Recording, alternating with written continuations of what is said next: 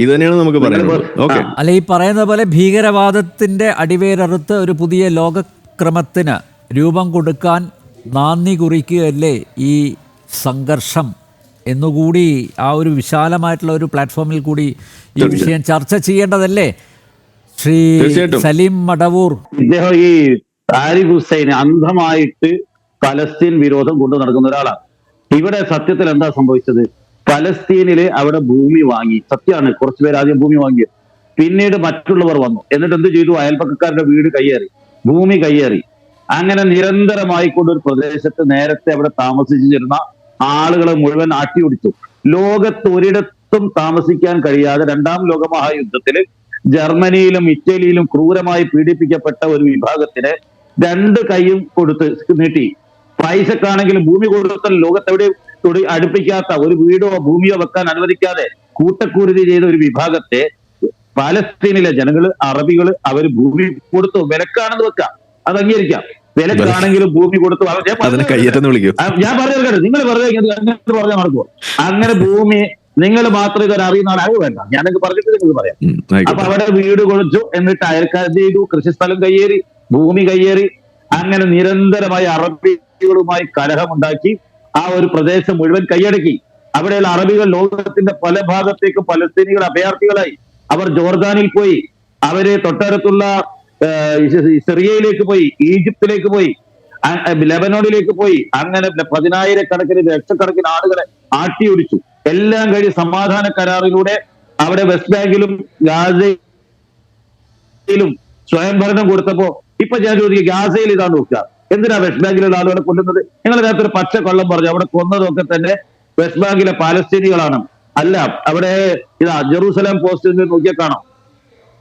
നിങ്ങൾ വെറുതെ പച്ചക്കള്ളം പറഞ്ഞ് പ്രചരിപ്പിക്കുക. മരിച്ച ആളുകൾ ഇസ്രായേൽ, അലോണി, എച്ചിൽ കോഹൻ, ഏഞ്ചൽ എമംഗ് 3 killed എന്നാ പറയാ. Over 150 wounded from Iranian attacks. 7 IDF soldiers wounded in Friday's missile attack എന്നൊക്കെ പറയുന്നത് ജെറൂസലേം പോസ്റ്റിന്റെ വാർത്തയാണ്.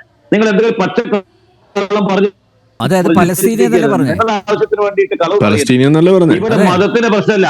ഞാൻ പറയട്ടെ, ഞാൻ പലസ്തീനിയൻ അല്ല എവിടെ പറഞ്ഞത്. ഇവിടെ IDF സോൾജേഴ്സ് പലസ്തീൻ. ഇത് ഇന്നത്തെ കാര്യമാണ് ഞാൻ പറയുന്നത്. ഞാൻ പറയട്ടെ ഇവിടെ വ്യാപകമായി കൊണ്ട് ജനങ്ങൾ, നിങ്ങൾ 2 ദിവസത്തെ വാർത്ത എടുത്ത് വെച്ചിട്ട് അതിനെ റെഫ്യൂട്ട് ചെയ്ത് എങ്ങനെ ശരിയാവും? ഞാനിത് 4-5 മണിക്കൂർ മുന്നേയുള്ള വാർത്തയാണ് ഞാൻ വായിച്ചത്. നിങ്ങൾ 2 ദിവസത്തെ മുന്നേ വാർത്തയാണ് നിങ്ങൾ വായിച്ചത്. അല്ല, ഏറ്റവും ലേറ്റസ്റ്റ് ന്യൂസ്. അതിലെന്താന്ന് വായിക്കും? അതെ, ഞാൻ വായിച്ചല്ലോ. ലേറ്റസ്റ്റ് ന്യൂസ് ആണ് അത്, ജെറൂസലേം പോസ്റ്റിന്റെ. പച്ച കള്ളം പറഞ്ഞിട്ട് പ്രചരിപ്പിക്കരുത്. എന്തെങ്കിലുമൊക്കെ പറയണോ? നിങ്ങൾക്ക് സംഘപരിവാറിന്റെ പിന്തുണ കിട്ടാൻ വേണ്ടി ഞാൻ വായിക്കുന്നു നിങ്ങളുടെ സെയിം വാർത്ത. 5 Palestinians wounded including 3 children after Houthi missiles hit West Bank. ഈ വാർത്ത എന്താ നിങ്ങൾ കാണാത്തത്? നിങ്ങൾ അത് കഴിഞ്ഞ് പറയും. ഞാൻ പറഞ്ഞിട്ട് നിങ്ങൾക്ക് പറയാം. നിങ്ങൾ നുണ പറയുമ്പോൾ അത് അപ്പൊ തന്നെ പൊളിക്കണം. ബാക്കിയുള്ളവർ പറയുമ്പോൾ നിങ്ങൾ ഇടപെടുകയും നിങ്ങൾ പറയുമ്പോൾ ഇടപെടാതിരിക്കുകയും ചെയ്യണം എന്നുള്ള വാശി പറ്റില്ലല്ലോ. അത് പറ്റില്ല. ഇല്ല. ഇത് വളരെ വളരെ പച്ചക്കള്ളല്ല. അതെ, 5 Palestinians wounded including 3 children after Houthi missile hits West Bank.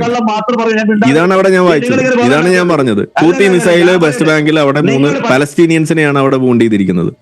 അതിനെ കുറിച്ചാണ് നമ്മൾ പറയുന്നത്. ഒരു അടിസ്ഥാന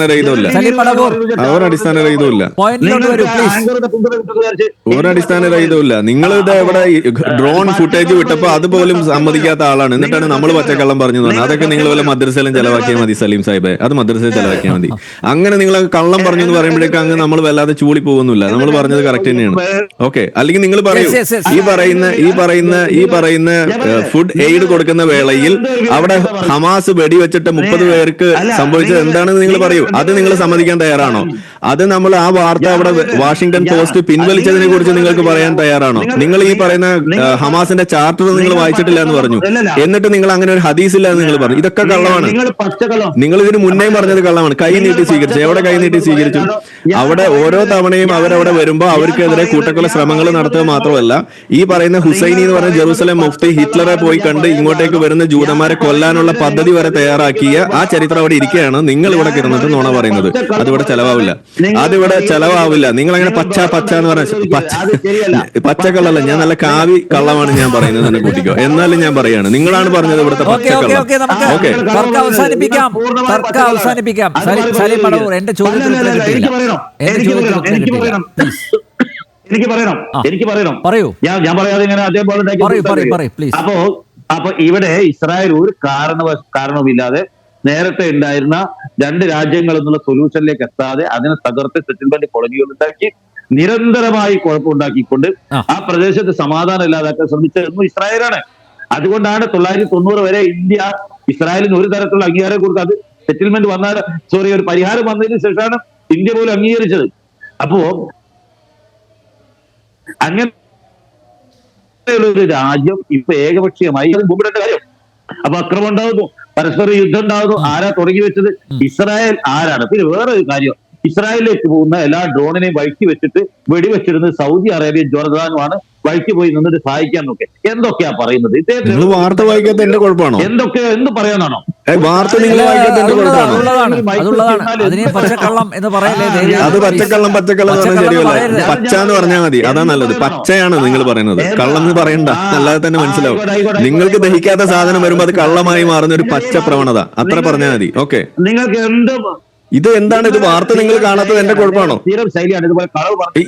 നിങ്ങൾ വാർത്ത വായിക്കുന്നേ, അതെന്താ നിങ്ങൾ കാണാത്തത്? നിങ്ങളിപ്പോ പറയുന്നത് ജെറൂസലേം പോസ്റ്റ് തുറന്നു കഴിഞ്ഞാൽ റിവോൾഡ് ഓഫ് മിലിറ്ററി ലീഡർഷിപ്പ് ടെറർ താഴോട്ട് നോക്കിയതാ ഫസ്റ്റ് വരുന്നത്. ഇതാ വരുന്നത്. ഞാൻ നേരത്തെ പറയാം, IDF aircraft operating in heart of terror പറഞ്ഞിട്ട് താഴെ പറയുന്നത്. ഞാൻ മിഡിൽ ഈസ്റ്റ് ഐയുടെ report, Jordan intercepts Iranian drones targeting Israel. ഇവിടെ ഞാൻ വായിക്കുകയാണ്. ഇതെന്താ നിങ്ങൾക്ക് വായിച്ച പിടികിട്ടാത്ത എന്താണ്? അതെന്താ നിങ്ങൾക്ക് വായിച്ചാല്? Arab states assist Israel in shooting down waves of Iranian missiles. ഇതിവിടെ വാർത്തയാണ്. അത് നിങ്ങൾക്ക് വായിക്കാൻ പറ്റാത്ത ഇതെന്താണ്? നിങ്ങൾക്ക് മനസ്സിലാവാത്ത എന്താണ്? എനിക്ക് പിടികിട്ടില്ല. അങ്ങനെ ഇസ്രായേലിൽ നിന്നുള്ള പത്രങ്ങൾ പറയും. ഇസ്രായേലിലുള്ള പത്ര, അത് ശരി. അപ്പൊ മിഡിൽ ഈസ്റ്റ് ഐ ഇസ്രായേലിന്റെ പത്രമാണോ? അപ്പൊ അതെനിക്ക് അറിയില്ലായിരുന്നു. പുതിയ വിവരമാണ്. ഓക്കെ, മിഡിൽ ഈസ്റ്റ് ഐ ഇസ്രായേലിന്റെ പത്രമാണ്. നിങ്ങൾക്ക് ഉൾക്കൊള്ളാൻ കഴിയാത്ത നിങ്ങളുടെ ബോധ്യങ്ങൾക്ക് എതിരായിട്ടുള്ള സാധനം വരുമ്പോൾ ഉണ്ടാവുന്ന ഒരു അങ്കലാപ്പ്, അത് എനിക്ക് മനസ്സിലാവുന്നുണ്ട് മിസ്റ്റർ സലീം. അത് എനിക്ക് മനസ്സിലാവുന്നുണ്ട്. കാര്യമാക്കുന്നില്ല. കുറച്ച് കഴിയുമ്പോൾ ശരിയാക്കും, ശീലായിക്കോളൂ.